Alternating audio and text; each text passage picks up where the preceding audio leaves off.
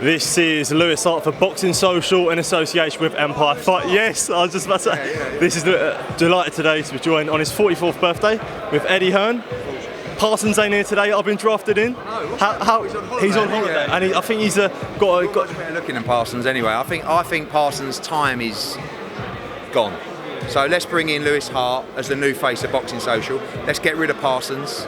Right, like I said, you're much better looking than him. You probably asked better questions, and you brought the battery or the memory card, whatever it was, all the way here. So it's a battery. I was gonna say, I feel like you was about to, in that interview, I did feel like you were about to take the piss out of my car, mate. You know, it's my first car. Like, I turned up at the office and you were just parked outside. And sometimes we get people just parking outside. You have to do better with the light though.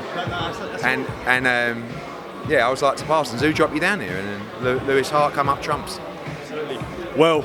We just had the press conference, a lively one, a lively face-off. Sonny Edwards makes his promotional debut under Matchroom. Someone that you admitted you haven't always been a fan of him, but now he's under your banner. You further grow your stable with the lighter weights, invested in that, and someone like Sonny Edwards who is going to come to fight all these guys, and he wants all the smoke. It must be good to see him finally kick off on Saturday for you.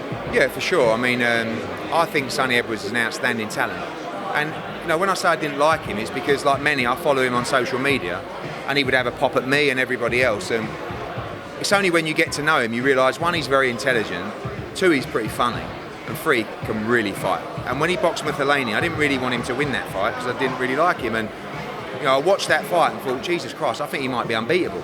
And I've seen him get better and better. I've seen his profile start to elevate without any exposure, really. And I just think he can be a star. I think if he can put a great performance on Saturday, I think he can go out and get those big fights. And I know because it's in his contract, he has to go into all of those fights, and he would do. He'd fight Bam Rodriguez next, Martinez next, Dalakian next, and he's signed for all of them. So we just got to make the other side of the deal.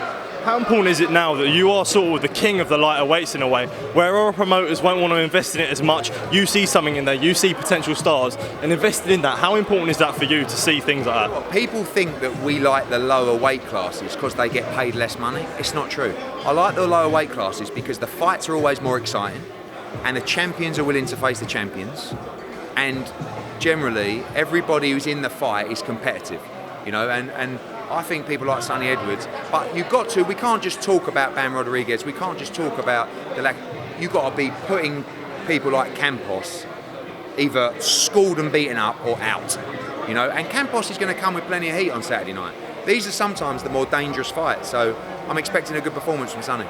100%. Well, ahead of a busy sort of 6 weeks ahead for you. It's another sort of busy 6 weeks, so look forward to, would you say? Yeah, I mean, look, it's a massive 6 weeks coming up. We've got Wembley Arena on Saturday. We've got New Orleans next week with Regis Prograis. We've got Madison Square Garden with Edgar Berlanga after that. We've got a great domestic fight with Dalton Smith against Sam Maxwell in Sheffield after that. Diego Pacheco headlines in Mexico after that. Then we've got Alicia Baumgartner and Montana Love against Hitchens and Andy Cruz in Detroit. And now we're about to announce another show in the UK on July 29. Looks like AJ on August 12th, and also another show in the UK on August 19th. So loads more to come, and looking forward to smashing it over the next 6 weeks. Well, on the topic of AJ, it's sort of been a quiet few months between you and Frank Warren, a little bit back and forth, but yesterday done interviews on IFL, and I'm just going to read out a few quotes from him. So he said, Eddie Hearn's talking a complete pile of bollocks. You're scouring old cemeteries looking for someone to keep AJ alive. You're waiting for a big pot of gold.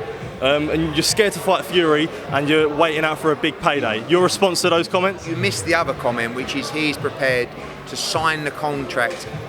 I think he said, forge the contract and sign it himself. I mean, it's just completely and utterly. And the best way to explain this, in case people think I'm being disrespectful, is sometimes I liken it to my old man as well.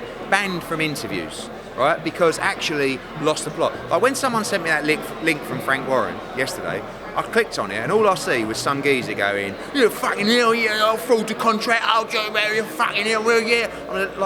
I'm thinking, go on holiday, have a cup of tea and retire. And I see it with Bob Arum as well. These people, and my dad, so it's not like people think I'm just being ageist, right?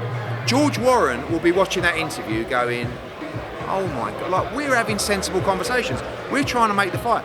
All that does, that interview, is make everyone go, well, either they're just trying to piss people off. They don't want to make the fight. AJ probably watches it and goes, "What's this geezer on?"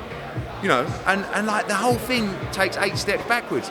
They're so desperate. I mean, they talk about 60-40. You should be giving us at least 50-50 now, or 60-40 to AJ, because you're so desperate. You've got nowhere to go. They're saying they're not getting the offers from Saudi, they're not taking a Saudi fight. AJ's fighting in August and December. What are you going to do? So, like, all I saw was desperation and just time to go. Do you know what I mean? And let the young guns stay calm and try and do good business. I was going to say, do you think it sort of lets down the team in a way where you see yourself, you and George getting on really well, and then because all we're doing is we're going backwards. You know, I've got a relationship with George Warren where we can pick up the phone, we can have a sensible conversation, we can meet for a coffee. We don't always do deals, and then you see that and you just think, how could you have a sensible conversation with that man? And I know, listen, when you boys grab my old man at a show, or Coogan does, I'm like that. Oh no, here we go, because they don't care. Same with Arum. They don't care. They're not really that, but like it's just too much, you know, too much history, too much. Like just chill, have a cup of coffee, we'll get a deal done. But not like that. Terrible behaviour. And just last one for me, I know we're a little bit pressed for time.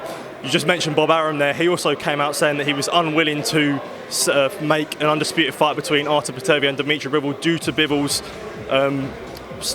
relations to Russia.